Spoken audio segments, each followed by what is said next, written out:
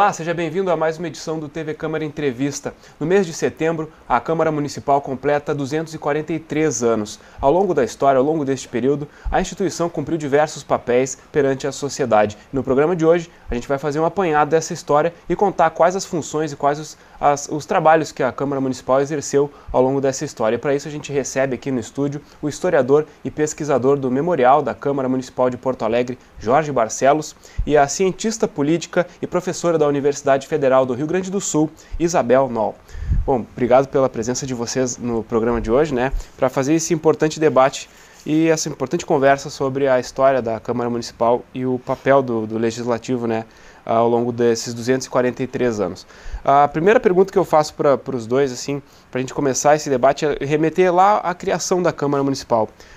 Qual que era o objetivo dela quando ela foi criada em 1773, assim como em outras cidades do Brasil, ainda era no período que o Brasil era uma colônia de Portugal. Então, qual que era o objetivo da criação que Portugal tinha quando criou as câmaras municipais? Bom, posso dar um contexto mais geral e o Jorge, eu acho que trabalha especificamente sobre a Câmara Municipal de Porto Alegre. As câmaras municipais, elas tiveram uma importância muito grande durante o período colonial, porque elas representavam o poder local e nós sabemos que mesmo com um governo bastante forte, da metrópole portuguesa, os grandes proprietários, vamos dizer assim, os próceres locais, eles tinham muito poder.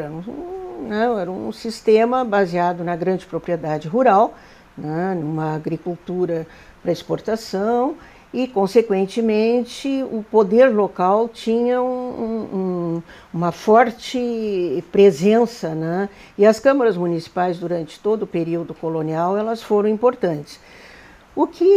Há um livro clássico de ciência política, de história, que é do Vitor Nunes Leal, que se chama Coronelismo, Enxada e Voto, onde ele talvez tenha dado a contribuição mais importante para o estudo dessas câmaras, mostrando a importância que elas tiveram, mas é óbvio, depois, com a independência e com a criação de um sistema monárquico centralizado, elas perderam um pouco. Mas, no momento ainda que a Câmara Municipal de Porto Alegre é criada, mesmo que o Rio Grande do Sul seja uma província, um estado anexado, vamos dizer assim, tardiamente ao Brasil, pode-se considerar isso, a Câmara Municipal ela ainda representou aquilo que durante o período colonial as câmaras representaram para o conjunto do Brasil. Acho que o Jorge pode falar mais especificamente sobre a de Porto Alegre e a importância que ela teve na centralização de poder e no sentido de dar a Porto Alegre a relevância de uma capital. Então, Jorge, falar sobre a Câmara de Porto Alegre, e qual que era a função desse órgão naquele princípio, quando começou? Sabe que a definição da data de nascimento da Câmara já é em si um problema, é o que eu chamo da querela dos historiadores. Desde a década de 70, quando o Instituto Histórico e Geográfico começou a pesquisar aqui, nós tivemos a certeza, e temos ainda, de que a data da fundação de Porto Alegre, a fundação da Câmara, 6 de setembro de 1773, corresponde ao exato momento em que a Câmara de Rio Grande de Viamão vem para Porto Alegre. Por quê? E o que isso torna tão especial? Porque naquele tempo que se falava em Senado da Câmara, quer dizer, é o poder legislativo. Que tipo de poder legislativo é esse? Quer dizer, esse é um poder legislativo que, na verdade, está desempenhando funções que hoje seriam da Assembleia Legislativa. Mas a Assembleia Legislativa ela é de fundação posterior, por volta dos anos 1830, 34, junto com o ato adicional, que cria as assembleias provinciais. O que criou de celeuma de grande debate isso? Porque a Câmara ela nasce num contexto de uma cidade que recém está sendo elevada à condição de freguesia. Porto Alegre é o mínimo que se pode conceber de unidade administrativa. Então, alguns historiadores chegaram a defender que a Câmara, na verdade, não deveria ser contar sua data de fundação desse período, mas de dezembro de 1810, que é quando ela é elevada à cidade. Então aí nós temos um primeiro paradoxo. Como? Ela é fundada em 1773, quando ela se transforma em freguesia e recebe a Câmara que vem de Viamão, ou 1810, quando ela é elevada à categoria de cidade, como uma unidade plenamente autônoma. Bom, por muito tempo isso aí foi um debate importante que envolveu alguns historiadores. O próprio Comíssoli, que publicou um texto chamado Os Homens Bons, que é sobre a história desta Câmara. Essa Câmara, especificamente sobre o período histórico, nós temos 2 estudos de pós-graduação, quer dizer, e demais estudos que devem chegar a cerca de 1 dúzia de estudos sobre essa Câmara, que abordam aspectos sociológicos, antropológicos, enfim. Mas do ponto de vista histórico, esta foi uma polêmica que existiu durante os anos 2000, por exemplo. E uma das coisas que esses estudos, não somente de Comíssoli, mas do Rio Pardense de Macedo tentaram defender, é o seguinte: a Câmara de Porto Alegre, ela não era uma unidade política legal. Ou seja, ela era uma instituição que estava se estabelecendo, criando-se como uma instituição de fato. Por quê? Porque a gente fala de Porto Alegre, Câmara de Porto Alegre, como se fosse a Câmara atual. A Câmara atual, que de fato ela não era. De fato ela era a Câmara de todo o Estado que estava em Porto Alegre. Mas de fato acontecia o quê? Ela tomava as decisões sobre os assuntos aqui da região de Porto Alegre. É isso que transforma a Câmara, que devia ser do Estado inteiro, como a Câmara de Porto Alegre. Porque, na prática, os vereadores decidiam os assuntos relativos a atual hoje a cidade de Porto Alegre. Uma cidade bem menor. Por quê? Porque nós temos que imaginar que em 1773 a ocupação do estado do Rio Grande do Sul é uma ocupação incipiente. Nós não temos os números de municípios, os números de cidades que nós temos hoje. A população é rarefeita. Nós temos aqui uma cidade de Viamão, Rio Grande, Pelotas, 4 grandes municípios nessa época que representam uma parcela ínfima da população. Então, tornou-se natural que, ao transferir a Câmara de Viamão para Porto Alegre, o Senado da Câmara, que ela acabasse respondendo pelas necessidades da administração, então, desse período colonial, que é curto, de 1773 até início dos anos 1820, aqui com as primeiras necessidades que a cidade de Porto Alegre teve: arrecadar impostos, a arrumação das ruas, fiscalização de açougues, cuidado com as boticas. Então, são funções que são, hoje, a gente entende, do poder executivo. Uma das coisas que é interessante que o Rio Bartense dizia é preciso se colocar no contexto da época para entender a limitação e para limitar e entender o alcance daquela iniciativa, né? A Câmara foi Câmara de Porto Alegre antes da gente ter uma cidade, né? Quer dizer... E quantos vereadores tinham na época? Como é que funcionava o trabalho? Olha, nós tínhamos cerca de meia dúzia de vereadores que eram chamados os homens bons, né? Então, esses vereadores eles eram os responsáveis por organizar a vida local, a administração local. Ou seja, era uma elite local. Era uma elite local, a organização primitiva do poder legislativo. Por isso que é tão importante a gente ter a contribuição da política, né, da análise atual. O quanto isso mudou, né, isso professora? Aí eu acho importante as pessoas entenderem bem, que tu chamas a atenção, do que era o Rio Grande do Sul naquele final do século XVIII, né? Que não tem nada, era, como eu chamei, eu já fiz a referência, uma anexação tardia ao território brasileiro, né? E, por outro lado, uma necessidade do próprio governo central de colonizar essa região. Então, isso que o Jorge estava referindo, dos municípios, é de 1803 a criação dos quatro primeiros municípios, onde Porto Alegre e a distribuição da população, ela era absolutamente, vamos dizer, dispar, porque, se não me falha a memória, 25% estava no litoral, aqui essa zona de Porto Alegre, Colônia, zona posterior, zona colonial, né? Reunia um grupo maior. a campanha, né, tinha, me parece que 8 ou 9% da população, quer dizer, o grande latifúndio.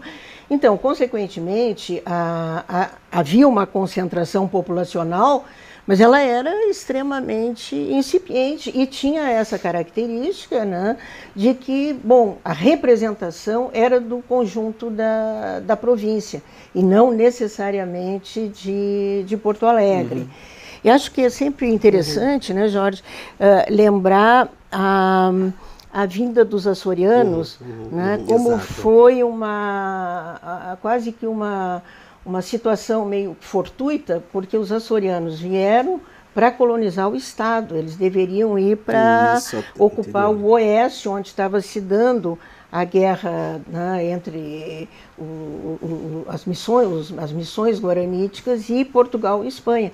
E os açorianos foram trazidos para ocupar esse território.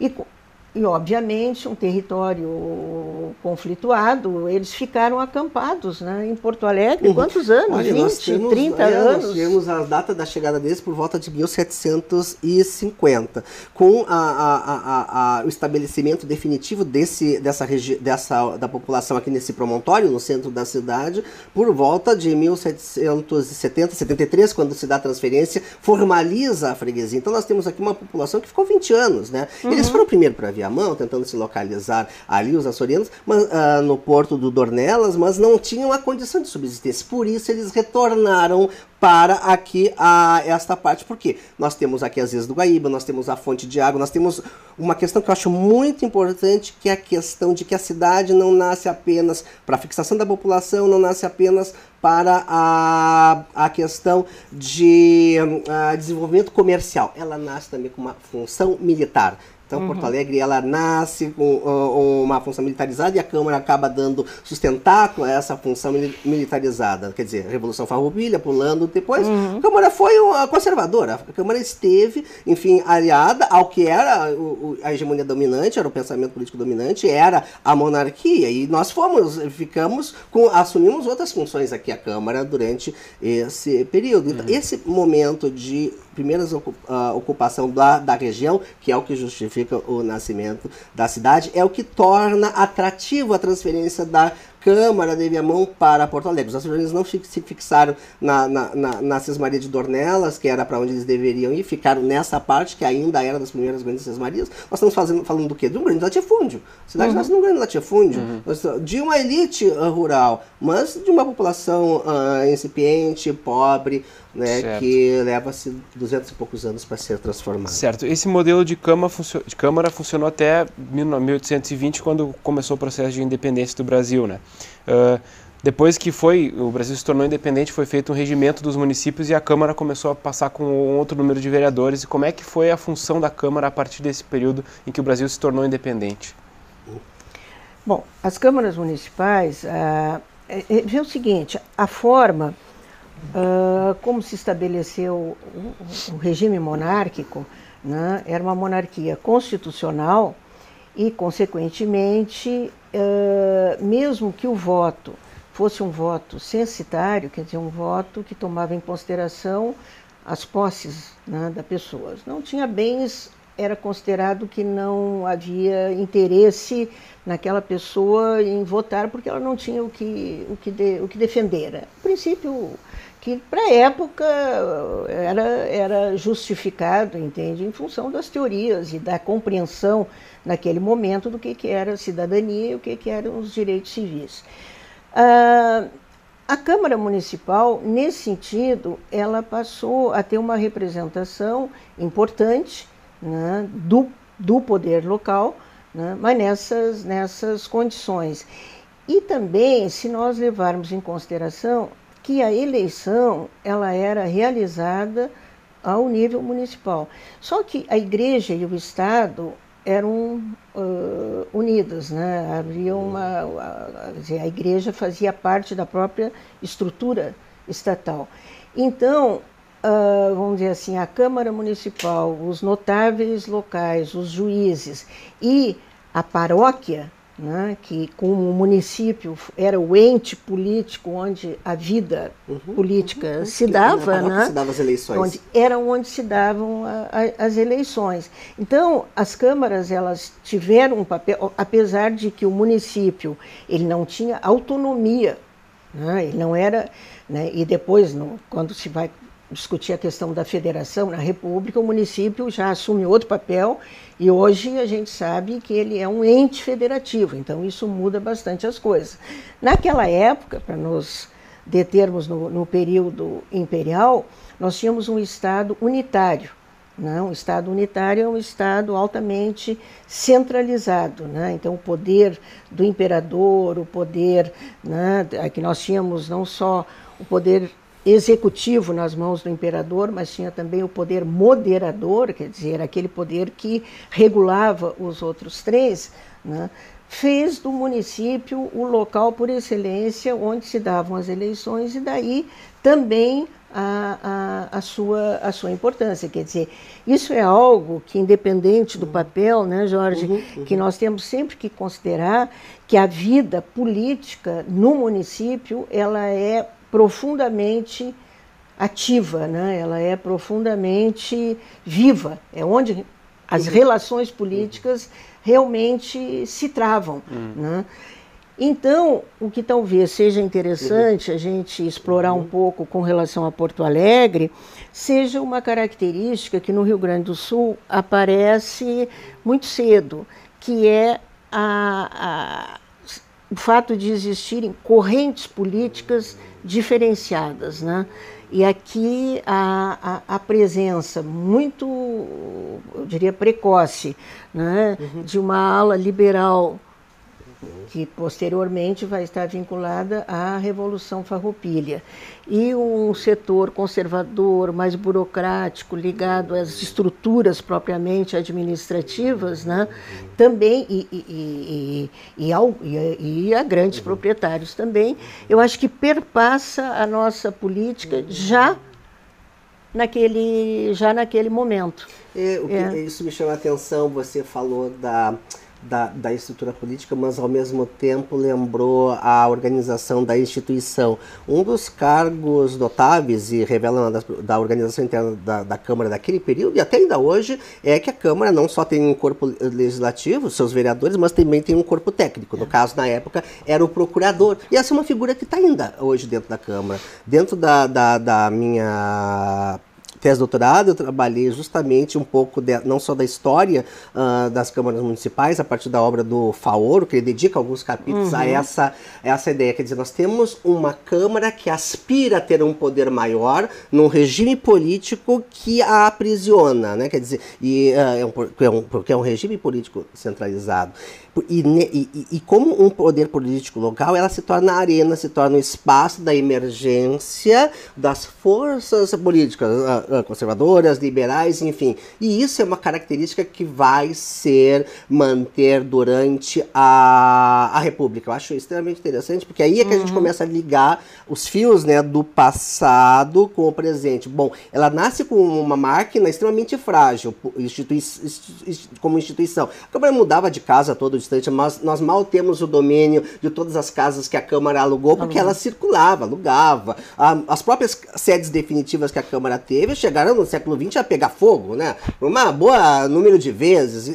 Então, a Câmara nunca muito deu certo em termos da sua organização institucional, e isso sempre é um problema, porque tu precisa de uma referência, né? Tu precisa de uma referência para constituir a arena política, que é o que a instituição acaba servindo. E nessa linha, né, quer dizer, não é, professora Fantástica, de que algumas estruturas da instituição tenham se permanecido por 300 anos, tanto que hoje, né, nós temos um debate imenso no campo das comissões permanentes, com a Comissão de Justiça, com as posições da Procuradoria, e a gente pode atestar a luta, né, que se tem para fazer uma lei melhor, vamos dizer assim, né, quer dizer, com pareceres, com avaliações, com as críticas que existem ainda hoje de todos os lados, os projetos de lei que nascem aqui na Câmara, diferente do passado, que era apenas visto por um procurador, hoje são vistos por equipes técnicas, técnicas, a estrutura se tornou complexa, porque as forças políticas que começaram a se manifestar, no início duas, começam a se ampliar com a República aqui dentro da Câmara Municipal, né? Isso certo, é importante. E ainda na época da monarquia, do Império, né? Como é que era, existia o voto para eleger vereador, como é que era o ingresso do vereador para dentro da Câmara? Bom, a votação, eu acho que ainda durante o período imperial lá, existia a votação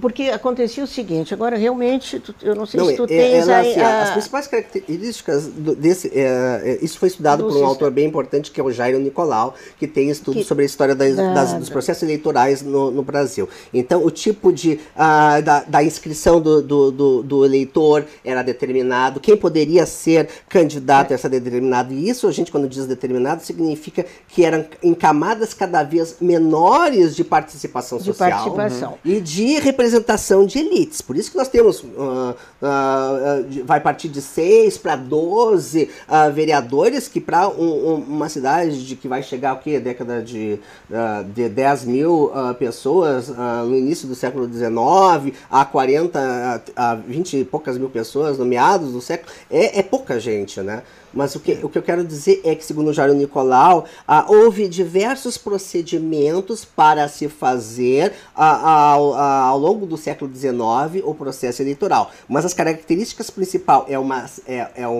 uma centralização dentro dos projetos eleitorais dentro da paróquia, há um anúncio das eleições que é público, com candidatos, do qual uma parcela pequena vota, porque vai predominar variações do voto censitário, no sentido de que o quanto eu ganho é que determina se eu posso ou não votar. E a tendência seria, se eu não me engano, é tentar diminuir, né, um pouco para que mais pessoas aos poucos possam votar. E o vereador, a atuação do vereador nesse período, qual era Vamos dizer assim, clareando assim um pouco para o pessoal entender. O sistema eleitoral não era como o nosso, ele era um sistema majoritário, quer dizer, o voto era distrital. Né? Então, cada conjunto de municípios e tal era um distrito. Sabe que quando é distrital é aquele negócio, quem ganha, ganha tudo, quem perde, perde tudo. O sistema era em 2 níveis, né? Tinham os eleitores e tinham os votantes. Tá? Os eleitores tinham que ter uma renda, vão estabelecer assim, até 50 mil reais por ano. Tá? Os votantes tinham que ter uma renda de 100 mil por ano. Então, os eleitores escolhiam os votantes e esses é que iam escolher... seriam o que hoje nós somos, né? Votantes. Né? Então, eram 2 níveis, era um sistema que, isso que o Jorge falou, ele ia afunilando no sentido de vamos dizer, quer dizer, sobravam, e a mesma coisa, para vereador na Câmara Municipal, uma renda de 10 mil reais. Para ser deputado provincial, 50 mil reais, mais, porque isso só para ser deputado geral, que seria o federal, né, só que era na corte, tá, 200 mil por ano. Para ser senador, 800 mil por ano. Né? E conforme, agora, as listas e as inscrições, elas eram feitas no município. Né? Então, esse era o que o vereador fazia. Num sistema altamente centralizado como esse, ele basicamente fazia o processo eleitoral. Né? Quer dizer, a Câmara se responsabilizava por esse processo e por aquilo que, em termos administrativos, poderia corresponder ao município, que era pouco. Né? Ainda era um papel administrativo. Era um papel puramente administrativo. Porque como era um regime monárquico parlamentar, né? No parlamentarismo o sistema é de gabinete. Então, o sistema de gabinete, quando o primeiro-ministro perde, o chefe do gabinete perde a confiança, ele cai. Realmente, quem acabava fazendo isso era o imperador. Então, as eleições eram chamadas. O que o Jorge falou do Raimundo Fauro, né, dos donos do poder? O que ele diz? Olha, realmente, quem fazia as eleições era o governo, né? Então, por quê? E o governo chamava, depunha o gabinete, no momento que subia o outro gabinete, chamava as eleições ganhava sempre quem estava no governo. E a tendência, em geral, principalmente em Porto Alegre, foi de governos conservadores. Certo. Né? A capital teve essa dimensão, certo. Né? Apesar de refletir em certas ocasiões, o caso da Revolução Farroupilha, depois em alguns eventos assim mais marcantes da própria na Guerra do Paraguai. Eu acho que o principal momento agora vai ser a República, né? E aí mas aí vamos deixar a República para o próximo bloco. Vamos deixar essa deixa para o próximo bloco. Não saia daí que o TV Câmara Entrevista volta já.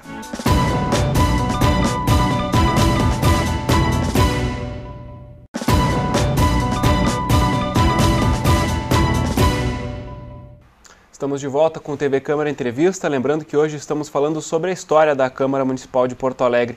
Em setembro, a instituição completou 243 anos e hoje estamos fazendo um apanhado histórico sobre como que foi o trabalho da instituição ao longo de todo este período. Para isso a gente está recebendo aqui no estúdio o Jorge Barcelos, que é historiador e pesquisador do Memorial da Câmara de Vereadores, e também a Isabel Noll, que é cientista política e professora da Universidade Federal do Rio Grande do Sul. Bom, nós fizemos um apanhado histórico no primeiro bloco até a questão do Império e da independência do Brasil. Contamos a história de como que funcionava a Câmara de Vereadores naquela época.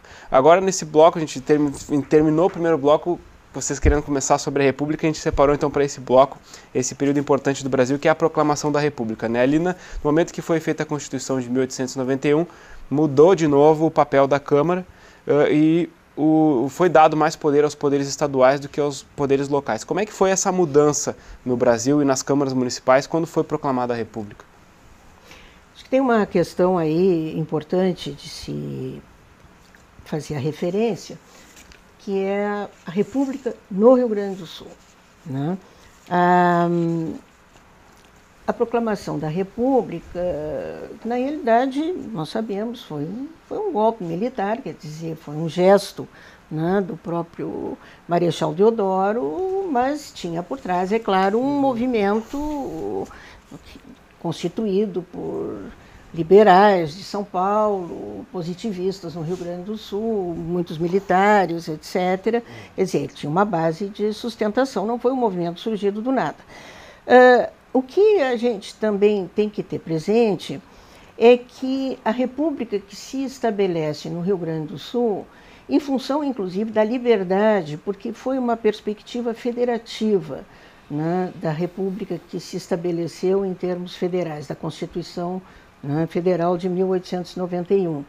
Então, ela deu muita liberdade aos estados. Ela praticamente copiou o modelo americano de federação, né, e colocou a União, né, como um grande guarda-chuva que articulava o conjunto de estados, e esses sim eram as unidades independentes, autônomas, né, com maior liberdade. E o Rio Grande do Sul levou isso ao pé da letra, estabelecendo, né, um sistema criado, basicamente, a Constituição, apesar de ter sido projetada para ser feita por um conjunto de 3 pessoas, que eram o Assis Brasil, Ramiro Barcelos e Júlio de Castilhos. Na realidade, o Júlio de Castilhos praticamente escreveu a Constituição sozinho e ela foi votada com pequenas diferenças dentro da Assembleia não legislativa. Era uma Assembleia, claro, constituinte, mas nós não criamos uma Assembleia legislativa, nós criamos uma Câmara orçamentária, que só votava o orçamento, quem legislava era o Poder Executivo. Então, situando a questão das câmaras municipais nesse contexto, a gente vai estar trabalhando com uma estrutura, né, institucional diferente, inclusive, do que funcionava no resto do Brasil. E em função, vamos dizer, desse grande poder, né, e de dar vamos dizer assim, um raio de atuação muito grande ao Poder Executivo, primeiro na figura do Júlio de Castilhos e depois do Borges de Medeiros, que vão ocupar 40 anos, né, de governo, as câmaras municipais, elas vão, dentro dessa estrutura, estar articulada, né, a nomeação, a indicações e a questão de confiança do chefe do governo e do chefe do partido, que coincidiam, né?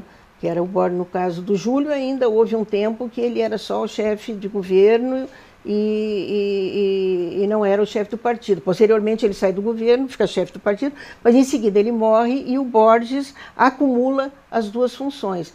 Então, para nós pensarmos na Câmara Municipal e na Câmara Municipal de Porto Alegre, que era, vamos dizer assim, diretamente supervisionada pelo presidente do Estado, o governador, né, que seria do Estado, nós temos que pensar nessa estrutura, quer dizer, nesse modelo institucional e no Partido Republicano como sendo um partido hegemônico, onde a oposição sempre teve muita dificuldade de se manifestar.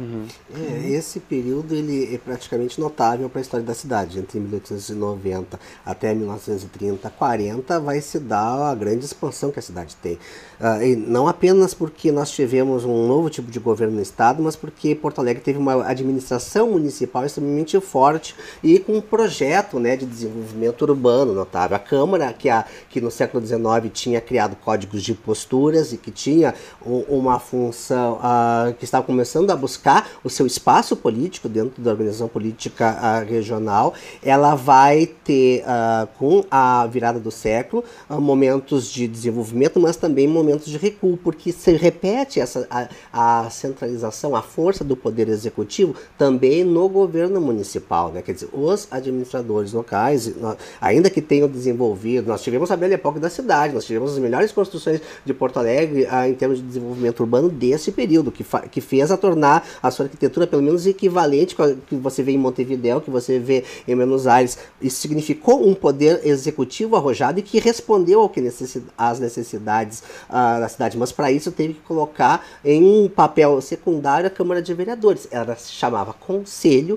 e se reunia periodicamente, mas com a função de aprovar o orçamento. Né? Quer dizer, nós tínhamos eleições, mas esses vereadores, eles ainda não estavam, eles ainda estavam amarrados, né, no seu potencial. Isso os aproxima muito dos vereadores do século passado. Quer dizer, essa necessidade, não é à toa que com o período da redemocratização explode a vocação do poder legislativo, né? Quer dizer, essa Câmara ela se torna uma estrutura extremamente complexa quando a cidade, e aí eu estou falando do conceito urbano, se transforma em metrópole, né, que é a partir dos anos 50. Aí sim, vamos dizer, a Câmara vai ocupar o seu lugar, né, quer dizer, uma instituição que vai aumentar o número de vereadores, vai profissionalizar a função legislativa, quer dizer, a remuneração dos vereadores se estabelece, se tem uma organização interna administrativa que começa a conceber o regime de comissões, ela tem uma sede nova que é no centro de Porto Alegre, o antigo prédio ao lado do Teatro São Pedro, que foi um dos primeiros que pegou fogo. Antes ela exerceu, além das casas, chegou a ocupar a prefeitura velha, mas ali foi a primeira sede, ali ela já estava empinando o seu nariz, né? Quer dizer, estava tornando-se senhora do seu espaço político na capital. Quer dizer, então, ainda que na primeira metade do século XX, né? Quer dizer, nós tivemos Vargas, né? Nós tivemos um período extremamente que oscilou entre a democracia e o autoritarismo, né? Isso se repercutiu para a organização interna política, mas talvez esse aprisionamento da energia política do parlamento é que tenha, a partir dos anos 50, sido responsável para que a Câmara pudesse realmente atender a uma função que é primordial no desenvolvimento urbano, né? Quer dizer, ser caixa de ressonância dos movimentos sociais. Uhum.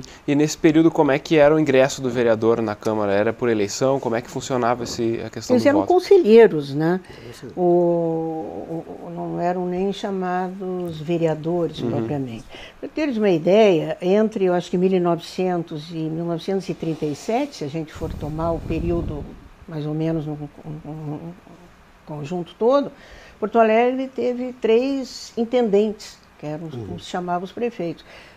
José Montauri, Otávio Rocha e Alberto Bins. Casualmente as ruas ali, né? Até bem próximas uma da outra. 3.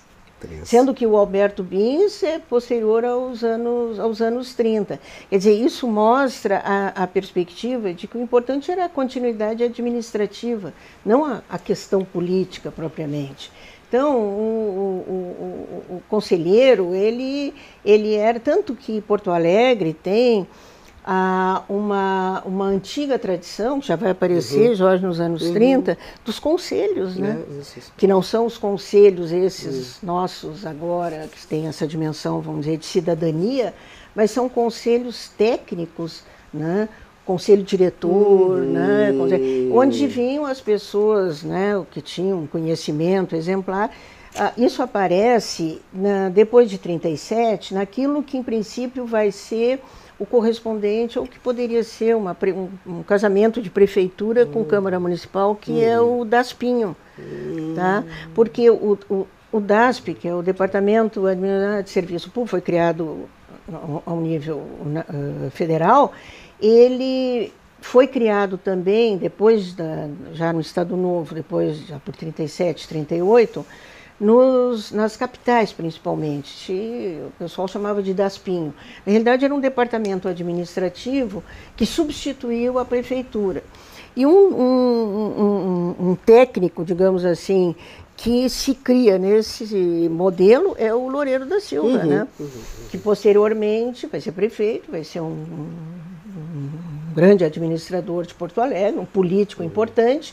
Então, essa dimensão, assim, meio que panela de pressão, né, Jorge, de uma força política que queria se expressar, mas que com a ideia de conselhos e naquela perspectiva positivista, republicana, né, de continuidade administrativa, né, de equilíbrio orçamentário, etc., dava só uma importância muito grande a isso, ficou reprimido essa dimensão. E durante o Estado Novo, isso apareceu na perspectiva, né, de administradores, mas administradores que depois se jogam na vida política. Certo. Bom, o Jorge comentou ali que o grande boom foi quando a cidade se tornou metrópole ali pelos anos 50, né? E depois chegamos então a 1964, quando teve o golpe militar. Eu queria que vocês comentassem como é que foi, como que esse golpe, como que essa nova postura política do Brasil afetou no funcionamento da Câmara Municipal. Acho que é importante, assim, rapidamente, Jorge, depois tu retomas, dizer, depois de 45, depois do final do Estado Novo, né, e teve a redemocratização, né, Porto Alegre, o Rio Grande do Sul no conjunto, mas vamos falar especificamente de Porto Alegre, porque eu acho que há essa dimensão muito clara, ela foi a base de 2 grandes partidos. Um foi o PTB,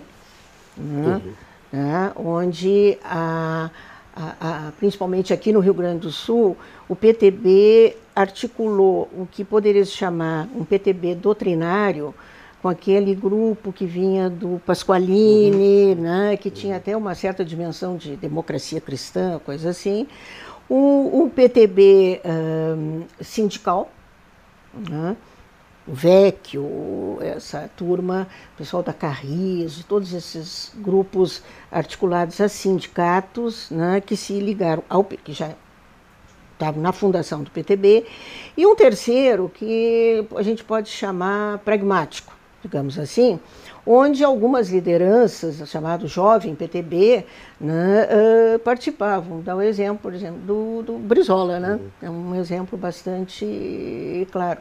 E esse grupo em Porto Alegre e na Câmara Municipal e nas eleições, tá, para a Prefeitura, né, e para a Câmara Municipal de Porto Alegre, tiveram um peso muito grande. Eu diria que o PTB, com relação à Câmara Municipal, ele é o grande ator político dos anos 50 e início dos anos 60, e é o que vai, vamos dizer, dar grandes prefeitos e, por outro lado, grandes bancadas, grandes maiorias durante todo o tempo na Câmara Municipal. Então, esse é o tom, né? Exatamente, porque assim, o ano-chave é o ano de 47, quando a Câmara, quando se retoma a normalidade democrática na Câmara de Vereadores. Tem as eleições, né, municipais. Nós temos as eleições, ainda há um estudo clássico justamente da professora, com o Manuel Passos, falando justamente, descrevendo as eleições aqui para a Câmara de Vereadores, e a gente vê a força desse partido. É claro que dentro do contexto da década de 50, né, nós temos ainda, são partidos que, bom, nós temos é o que se chamaria de alguns casos de bastante populistas, um trabalho na comunidade, um trabalho que é muitas vezes assistencial, que era o que os vereadores podiam fazer naquele período, mas talvez uma das características importantes seja que a Câmara começa a repetir aquilo que começa a fazer aquilo que o Poder Executivo fez no início do século, né? São períodos bastante extensos de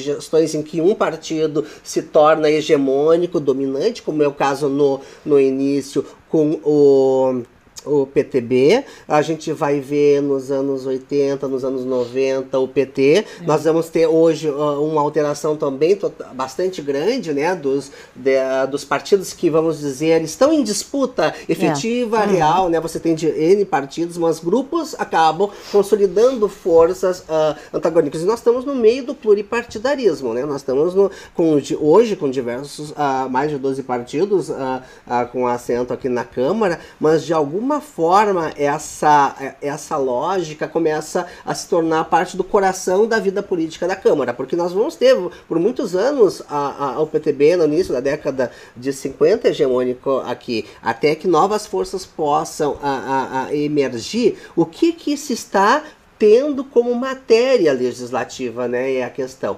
É a expansão urbana, né? Principalmente nos anos 50, os novos movimentos sociais nos anos 70, quer dizer, a gente vê, e aí isso é muito interessante, olha, está esperando um estudo sobre a iconografia desse período. Nós temos muitas imagens que mostram a presença dos movimentos sociais. No caso, a Câmara funcionava na década de 70 no prédio da Prefeitura Velha, a Prefeitura Nova, né? O prédio Intendente Montaurino, no centro de Porto Alegre, sessões sempre cheias dos movimentos sociais, e essa é a fotografia que começa a ser a característica da Câmara Municipal. Né? Quer dizer, a população ocupando as galerias, os diversos problemas urbanos, assumindo a complexidade que eles têm, né? Em direção à modernidade. Quer dizer, o que é discutir a ocupação do centro, o que é discutir a questão do Guaíba, o que é discutir os problemas da especulação imobiliária da cidade. Quer dizer, exige-se hoje um grau de profissionalização muito grande. Talvez a professora possa fazer um diagnóstico, e é por isso que hoje tu vê os vereadores em luta para buscarem um lugar ao sol, um espaço, porque a questão das competências se torna mais evidente hoje do que no passado. Hoje a Câmara, né, falando atualmente, a Câmara procurou e alcançou um local de protagonismo, né, na discussão política. Agora vamos falar então da Câmara hoje, que ao longo da história passou por períodos em que só aprovava orçamento, ou então era mais uma questão administrativa. Hoje questões importantes vêm para a Câmara e são votadas para decidir o futuro da cidade, né? Sim, houve vamos dizer assim, uma confluência, porque as coisas também não se dão isoladamente, elas são as respostas, né? Tu é muito jovem, o Jorge já é um pouco mais crescido, mas a gente que acompanhou o processo de democratização pós-85, né? Acompanhou aqui em Porto Alegre uma, vamos dizer assim, uma efervescência política extremamente grande com relação a isso aí, aos movimentos sociais, a partidos que tinham saído, né, do processo de luta contra a ditadura, né, entre os quais talvez o PDT, no caso do Brizola, era uma figura extremamente emblemática em Porto Alegre, o PMDB era, vamos dizer, quem tinha lutado, né, contra André Foster, o André Foster. Então, tinham figuras assim realmente emblemáticas. Isso marcou muito vamos dizer, a prefeitura que foi eleita em 85, que foi a do Colares, né, com relação a dar uma visibilidade, e houve uma pressão de todos, movimentos por moradia, quer dizer, todos aqueles movimentos de bairro, de clubes de mães, disso, daquilo, que nos anos 70 e início dos anos 80, né, afluíram.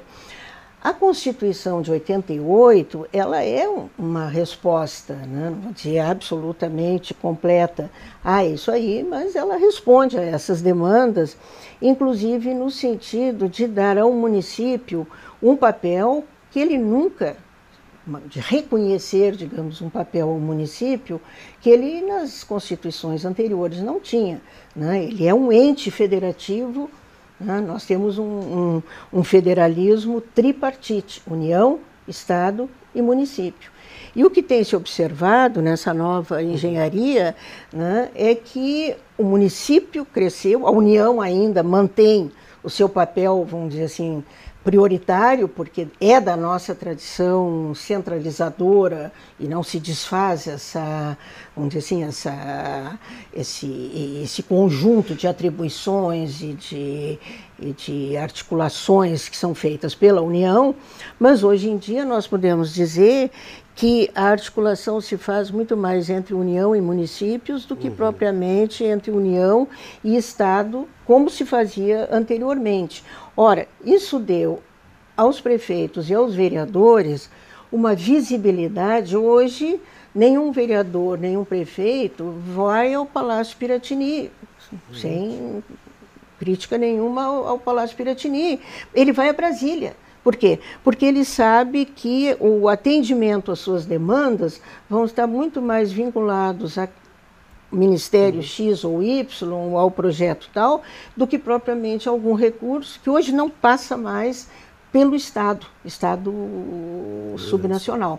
Então, os vereadores hoje podem e têm vamos dizer, esse papel que o Jorge lembrava, eles buscam o lugar ao sol, e eles podem, essa é a questão. Faz parte, quer dizer, pela lei orgânica dos municípios, hoje o município pode fazer muito, ele recebe, tem esse lado, ele tem mais responsabilidades, né? Porque ele executa principalmente as políticas de saúde, educação, boa parte das de assistência social e muitas outras que ele quiser. Mas ele teve que aprender esse jogo. Os próprios vereadores tiveram que aprender uma nova forma e isso não foi imediato. Não foi dizer, se em 88 passou a valer a Constituição, em 89... Não, houve praticamente quase uma década aí de aprendizado. Agora, eles aprenderam. Eu não tenho a menor dúvida com relação a isso. Por quê? Porque os prefeitos hoje têm uma visibilidade e uma importância que, é claro, que não tinham E a consequência política, talvez seja... Eu estudei, em termos comparativos, as câmaras municipais das capitais. E o que me chamou a atenção, Jorge, é que mesmo tendo se expandido o número de partidos dentro da Câmara Municipal de Porto Alegre, ele é infinitamente menor do que todas as... Para vocês terem uma ideia, a Câmara Municipal de Fortaleza, não nessa última, na penúltima, acho que agora até mais, tinham 23 partidos. São Paulo é a mesma coisa, Rio de Janeiro é a mesma coisa, Belo Horizonte. Então, nós temos algo que é interessante da gente analisar, que é um vínculo ainda muito forte aos partidos políticos. As grandes bancadas são ainda as nossas bancadas tradicionais, dos partidos, aqueles primeiros partidos criados lá em 82, 83, né? Que é o PMDB, é o PDT, é o PT, é o PTB. Essas são as forças ainda que são. Então, eu acho que isso é uma questão importante com relação à nossa Câmara.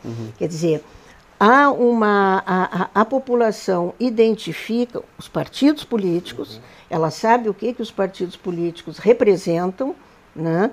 E ela vincula partido a candidato, né? Nós estávamos olhando um dia lá com os alunos pesquisas de opinião realizadas aqui em Porto Alegre, e o pessoal tinha 40% dos que haviam respondido, era uma amostra grande, se identificavam com algum partido político. E aí um menino, um aluno lá, disse: professora, 60% não se identifica com partido nenhum. Eu disse: mas 40% se identifica. Isso é muita gente. Exatamente. É muita gente. A gente está se encaminhando para o fim, só pedir para o Jorge, para não tirar o pensamento que ele já devia estar desenvolvendo na cabeça, para ele concluir então o programa com um apanhado sobre como a Câmara atuou depois então, né, do fim da ditadura militar e com a redemocratização. Eu acho que a nossa discussão deve finalizar da seguinte forma, reconhecendo, sim, a importância da Câmara Municipal de Porto Alegre no seu conjunto, no conjunto da obra, vamos dizer assim, porque é uma instituição que se qualificou no sentido de que melhores vereadores acessaram a Câmara, ela se engajou na organização da vida da cidade, ainda que ali ou ali você ainda observe alguns problemas, no conjunto ela evoluiu para melhor. É claro que agora a gente tem que pensar também nas perspectivas, né? Porque se a gente está vindo de um período, eu não posso deixar de falar isso, de gozo democrático, de êxtase democrático, ou seja, se conquistaram direitos, se conquistaram, inúmeras categorias sociais tiveram sua voz representada aqui na Câmara, nós tivemos a disputa legítima política que deve haver no parlamento, nós estamos vivendo, né, um período extremamente atribulado na história nacional e que vai ser pedida uma posição para essa Câmara dos Vereadores. Nós estamos tendo eleições, as perspectivas que vão ser abertas para os novos vereadores são exatamente as de manter as conquistas democráticas, as conquistas de direitos dentro da sociedade, né? Quer dizer, eu acho que há um grande papel a ser desempenhado pelas câmaras municipais nesse período de emergência de forças conservadoras, porque conquistas que não podem ser abertas, não podem ser questionadas, precisam ser mantidas. Os direitos humanos, a luta por uma sociedade melhor, né? E nós temos hoje talvez o primeiro contexto de risco para as conquistas da democracia. Então eu acho que analisar o papel das câmaras municipais não só é voltar para o passado, como nós fizemos, mas sinalizar para o futuro, né? Quer dizer, o futuro é a manutenção, que a Câmara possa continuar mantendo a defesa da democracia nesse país. Certo. Então agradeço a professora pela participação no programa de hoje, também Jorge, muito obrigado pela participação de vocês no programa de hoje. Agradeço a você de casa que nos acompanhou nessa edição, o TV Câmara Entrevista volta na próxima edição. Até lá!